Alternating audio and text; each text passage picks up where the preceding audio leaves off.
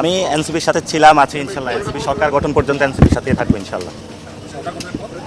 সরকার গঠনের পরে জনগণের সাথে আবার থাকবো। আচ্ছা, গতকালকে বিষয়টা নিয়ে একটু জানতে চাই যে গতকালকে বিষয়টা আসলে কিভাবে কি হলো আর এনসিপির মাধ্যমে যেটা গুজব হয়ে থাকে এমন গুজব আসলে গতকালকে আমি রাতে হুট করে নিউজটা দেখি, পরে সবগুলো মিডিয়ার মাধ্যমেই দেখি। তো আমি এই বিষয়ে অনেকে জানতে চেয়েছে, কোনো কমেন্ট করি নাই। তবে আমাদের দলীয় সূত্রে নিশ্চিত করেছে, আপনারা ইতিমধ্যে এটা জেনেছেন যে আমি দলের সাথে আছি এবং দলের সাথেই থাকবো ইনশাল্লাহ। আমরা সরকার গঠন পর্যন্ত আমি এনসিপির সাথে কাজ করবো। এরকম কোনো ঘটনা কিছু কোনো টানপোড়েন কি আপনাদের মাঝে আছে নাকি? আমাদের মাঝে এভাবে যে নিউজটা করা হয়েছিল, এটাকে আসিফ মাহমুদকেও জড়ানো হয়েছিল।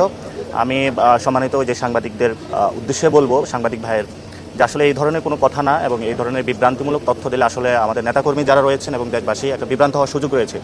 সেজন্য কোথাও যাচাই বাছাই করে আসলে নিউজ করা উচিত। এবং এই ক্ষেত্রে পুরো আমাদের নেতাকর্মী যারা রয়েছেন, তারা পুরো রাতে একটা গুজবের মধ্য দিয়ে গিয়েছেন। যেহেতু শেষ পর্যায়ে আমাদের দলীয় সূত্র নিশ্চিত করেছে, এবং আমি আজকে সবার সামনে নিশ্চিত করছি যে এনসিপি সরকার গঠন করা পর্যন্ত ইনশাল্লাহ আমি এনসিপির সাথে থাকবো এবং এনসিপিকে